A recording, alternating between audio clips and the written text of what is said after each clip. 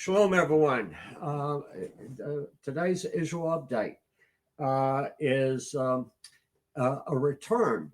Uh, Everybody has been away for all the various festivals, very much going on, but a lot has happened during that time. My name is Joseph Good. I live in Houston, and I have Hatikva Ministries. Gila Trebich is with us, who lives in Jerusalem, and quite knowledgeable in most everything dealing Israeli. Okay, and Roy Shaposhnik, who is the head of the Barak Brigade Association, and he is the Saigon or deputy commander of the Barak Reserve Brigade. So let me welcome you. And Hello, everybody. we have had so much that has happened. Uh, the uh, the peace negotiations, the ceasefire. Let me put it that way: ceasefire negotiations, and the return of the hostages, the retrieving of some of the bodies of those that died as hostages. So, uh, Roy, uh, what can you tell us from wherever you want to start? We'll run with it. Mm, First of all, good to see you guys. It's been a while. yeah. I think that the fact that we have managed to get back 20 of the live hostages and actually to save their life because they were in a serious death risk. I think, first of all, that's a very important and great achievement. And we need to say it over here up loud. And that's thanks to the American administration and a lot of good work that has been done with the international community. We have literally started phase A. Phase A or phase one is actually the ceasefire agreement, which Israel stopped any kind of attacks and withdraw from the main cities in Gaza itself, from the neighborhood around Gaza. And we literally moved back, still in Gaza Strip territory. We're still capturing about 56%. Corey, can you show us the map? Yeah. Thank you. Still capturing about 56, 58% of Gaza. The reason why we are still the yellow part. The yellow line or the yellow area that you see is still an area that is under Israel control. By the way, up on the north of Gaza, that's where our 188 Brigade is still based, and they are actually working from that side. Okay. Right now, we are on the way to end phase one. The end of phase one needs to be only when Hamas is going to bring back the rest of the 16 dead hostages. Those are 15 hostages from the 7th of October and one hostage body that was captured in 2014 during Tzuk Eitan military operation, and that is Adar Goldin. Hamas, we know for sure, and when I'm saying we know for sure, guys, we have the intel, we know 100% that Hamas definitely has control on 10 bodies out of the 16. We know Hamas knows where they are. Hamas is trying to play a tough game over here. He is giving us one or two each and every night. As we speak right now, the Red Cross is handing over one body to the Israeli Defense Force. So that's going to take us down to 15 hostages, then 16. The problem that we see is the fact that Hamas is actually trying to avoid of reaching the discussion of the second phase, and that is to get off from the weaponized and actually surrender to the international force. To the SAR.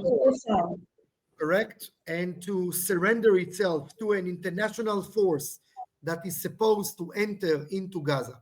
This international force is going to be built out of Egypt army, Indonesia, and Turkey. Those are the three countries that has announced that they are going to send their troops in order to maintain the peace and order and actually to replace Hamas in the street. That's, of course, it's going to happen. Roy, let Yes. me just tell you that it's pretty amazing and incredible that President Trump managed to get Indonesia in.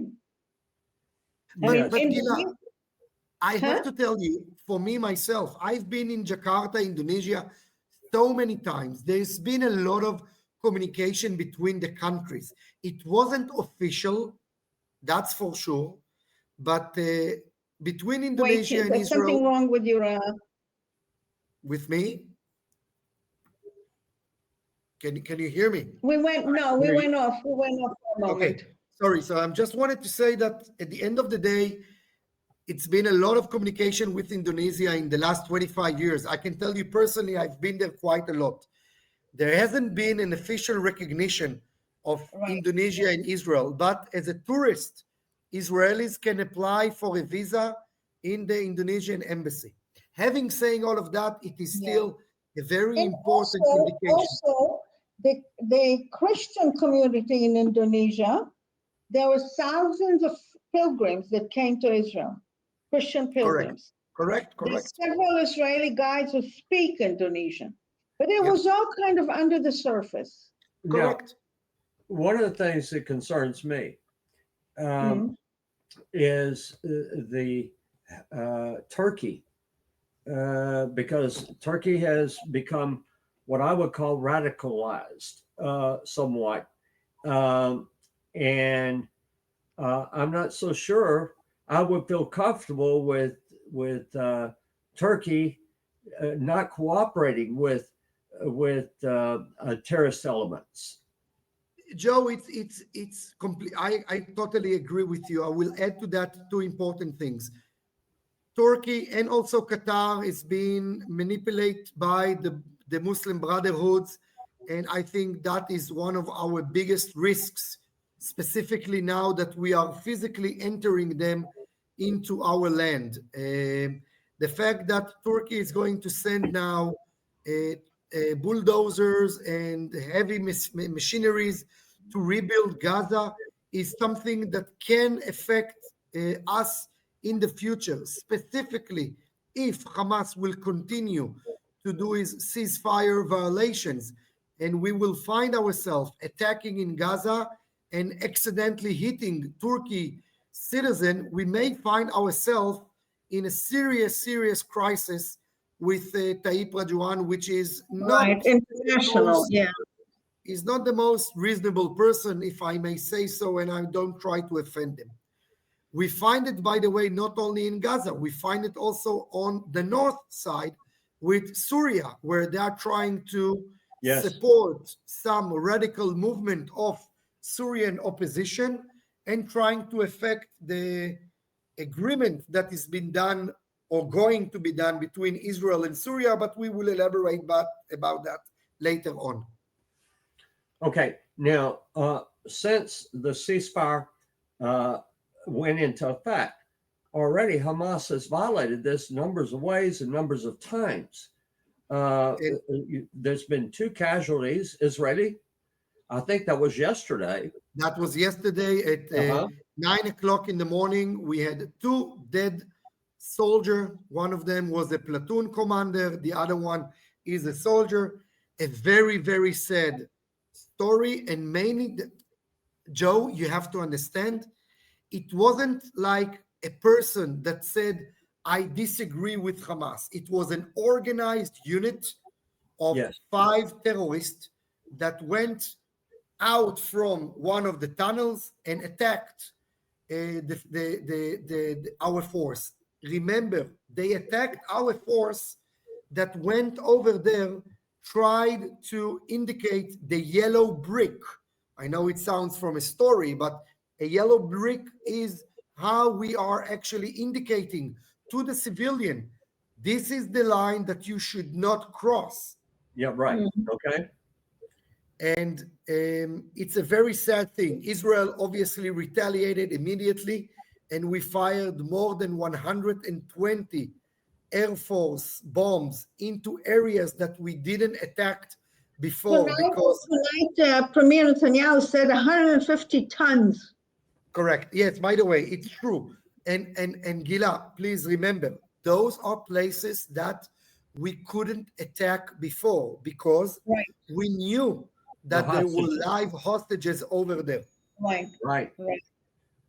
Yeah. Yeah, but they've had several attacks. Let me ask you a question about the Barak Brigade. The area in North Gaza, on the Gaza side, what do you have? Do you have Gazans who came back, or who are you facing? First of all, before I'm going to the north, I would like to start with you in the south. In Rafah, there is about 500,000 Gaza people, specifically people that are against Hamas. Okay. They have been protected by Israel. They've been protected by the American. There is an American company still over there, and they are actually being offered to build Rafah from scratch and without Hamas itself. There are also two clans that are against Hamas, which has been helped a lot to Israel during the war, and they ran away from the main cities of Gaza towards Rafah. In Gaza itself, you are finding right now a huge amount of population that is literally shocked. We are getting evidence, we are getting testimonials of the videos. People are sending posting videos, yeah. And all of a sudden, people are realized what Hamas has done to them. They are not blaming Israel, and that's important to say. They all claiming that the destruction of Gaza is not because of the Israeli bombs, it's because of Hamas behavior.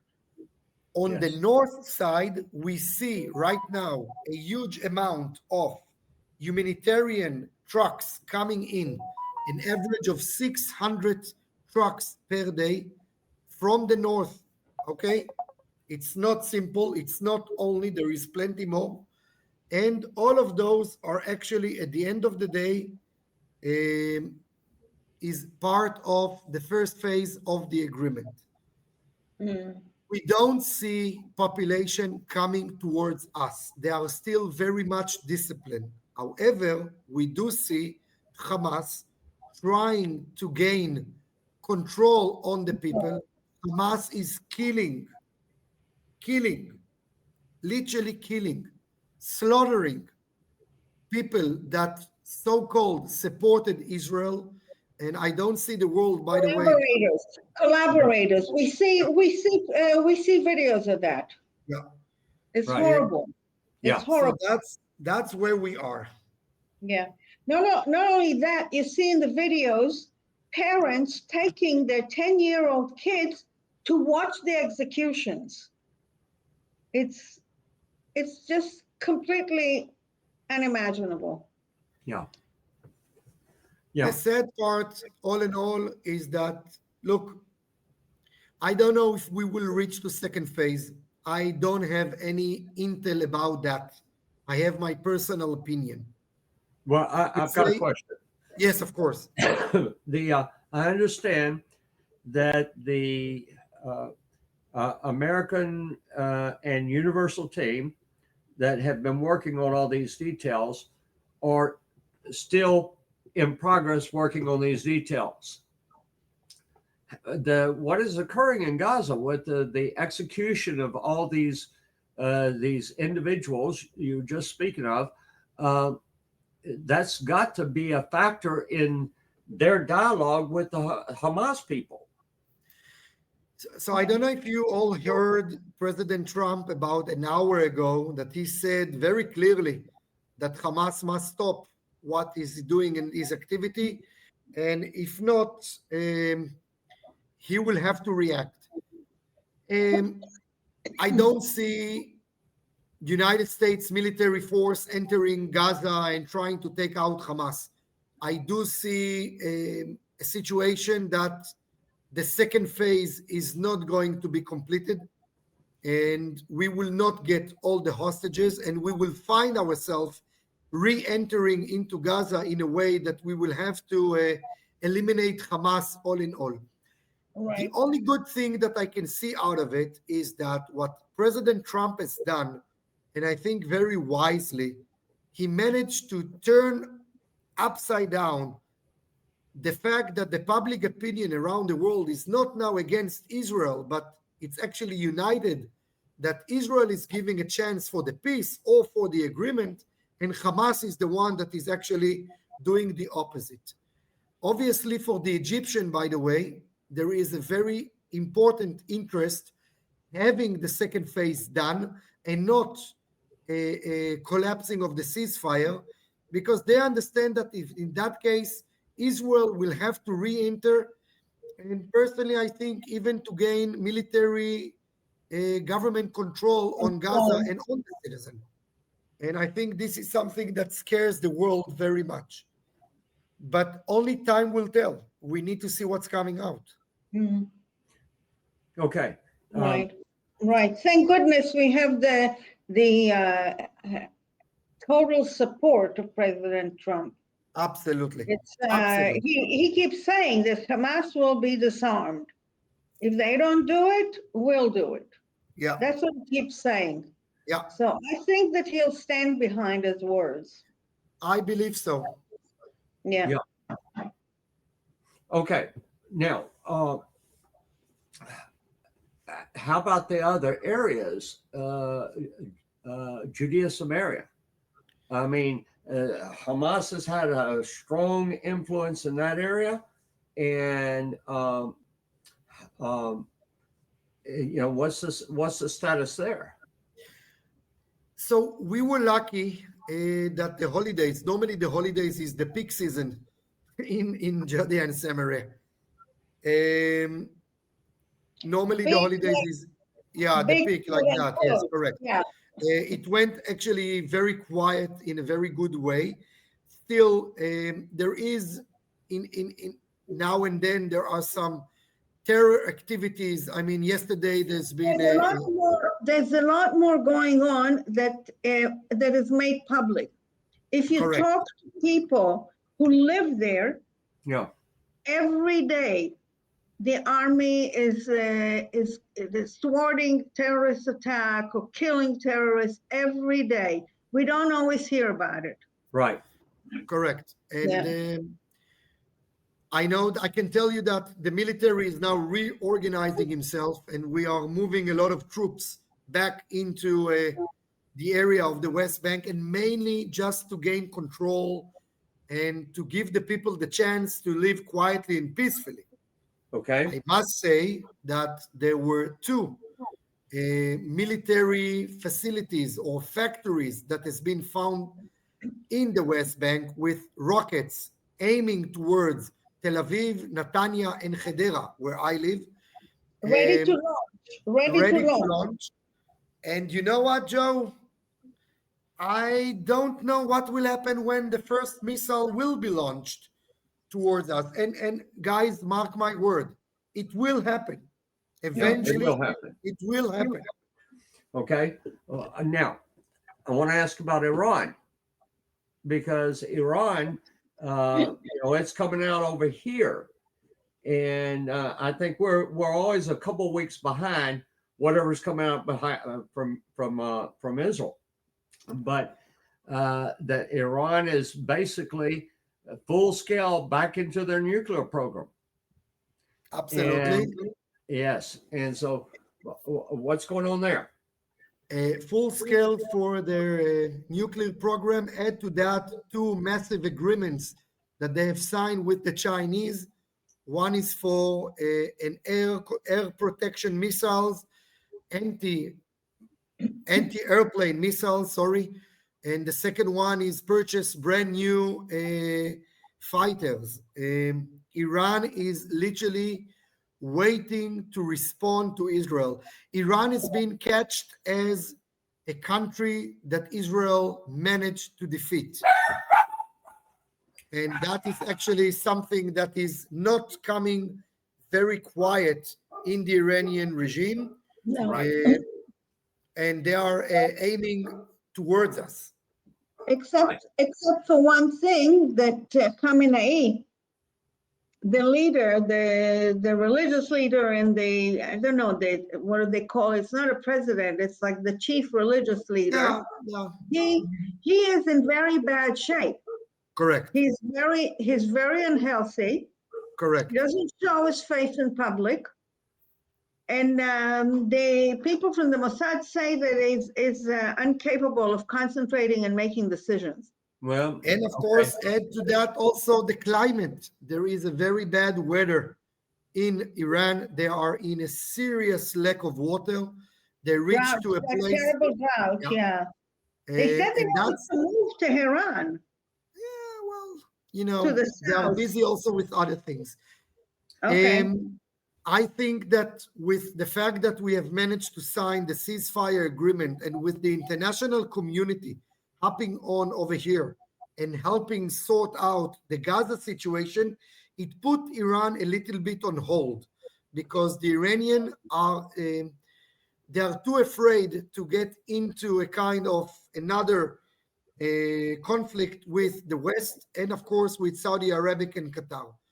But it can happen any day. One of the things that has occurred is the military agreement between the United States and Qatar. And I understand that the same agreement has been offered to Saudi Arabia. Correct. How's this going to change the system or the balance in the Middle East? It's a $1 billion question, Joe. You know, Qatar has an agreement now with the United States, but let us all remember, in Qatar right now, the leaders of Hamas are living over there. So Right. Qatar has been protected by the Americans, but allowing the terrorists to live happily in their area. And that is some. The Americans are letting us bomb in Qatar. Yes, that is true. So, Well, they you know, let us in the past. Well, Let's wait and see, you're saying, huh? it doesn't define what a security agreement is. Correct. Security agreement against who? Yes. Yeah, one thing that I've been told is that it's still not officially agreement. It is an MOU, a memorandum of understanding, and it's not been signed by the government. But again, Qatar is one thing. Saudi Arabia is in discussion with Israel related about normalization agreement. There is a lot of things on the table. And you know what? I think we are now in a position that either you win or you lose. And right now it looks like, touch wood, that we are on the right path. But we need to remember things are delicate very much. We need to understand what's role of Qatar is going to happen now with Gaza. What's the role of Turkey? It's very important. Those are two massive countries that got a lot of support by President Trump from his own reasons. I have no idea what are the reasons, but obviously he has his own reasons. And we need to see that it's not jeopardizing the Israeli superior activity, arm, weapon, knowledge. Yeah, Israel's superiority, military superiority. Yeah. But look, I think there are two lessons. The first one is that Israel must be able to defend itself. Yes. Always. Because nobody's going to do our job for us. No one. That's right? for sure. We can get help, we can get support, but we are. And the other thing is, I think that's been written about, that Trump is trying to set up an axis that will counter the China-Iran axis. The China, Iran, Russia axis. Russia, exactly. China, Iran, Russia.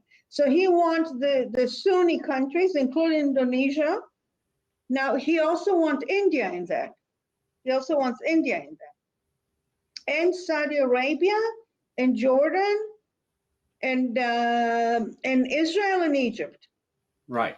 Wants that kind Now, of an action. in Pakistan, is it Shiite? Pakistan, yes, but the Pakistanians are very much interested of getting a kind of a peace with India, which is very important, and therefore they are playing along. I have just been informed that the countries that has announced that they will send troops to Gaza are Egypt, Azerbaijan, Turkey, and Indonesia. Those are the 4 countries that approved that they will send troops once they have been called. No Qataris. The No Qataris- Qataris, no. They're going to bankroll the whole thing. Gila, Qatar has a very small army, I know. very small army. Qatar is a country the size of Netanya with lots of oil. That's it. Netanya's Lots of a city in Israel. Okay. Yes, correct. Yeah. So let's wait and see what, the good thing over here, if I had a discussion with my guys from the military on Saturday night, and we spoke about 2 years of war. And then one of them shouted, "It's not 2 years. We are in dog life. It feels like 14 years." And each day, each hour, things are moving. We are living in a virtual roller coaster. We find ourselves up and down, up and down. And I just pray for the God and pray that we will arrive finally. Have some quiet. Have some quiet. Absolutely. One thing that I like to say before we close out, we're getting close to that time. The October 7th was Shmini Atzeret in 2023, and the hostages were released, if I'm not mistaken, on Hoshana Rabbah. Yes. The day before Shmini Atzeret, it was 2 full years to the day. Joe, And I have to tell you something. Means it's the great praising, the great it's excellent. Listen, we're down to Joe, just one input. A friend told me something. The guys that got kidnapped, they left the sukkah back at home. And when they came back, there was already another sukkah. So if you think about it, it's like 2 years from one sukkah to another. Just put that in mind. Okay. Yeah. All right. Shalom, everyone. Please support the David Fund. The funds are still needed. Thank you, everyone, for being with us. Thank you. Thank you.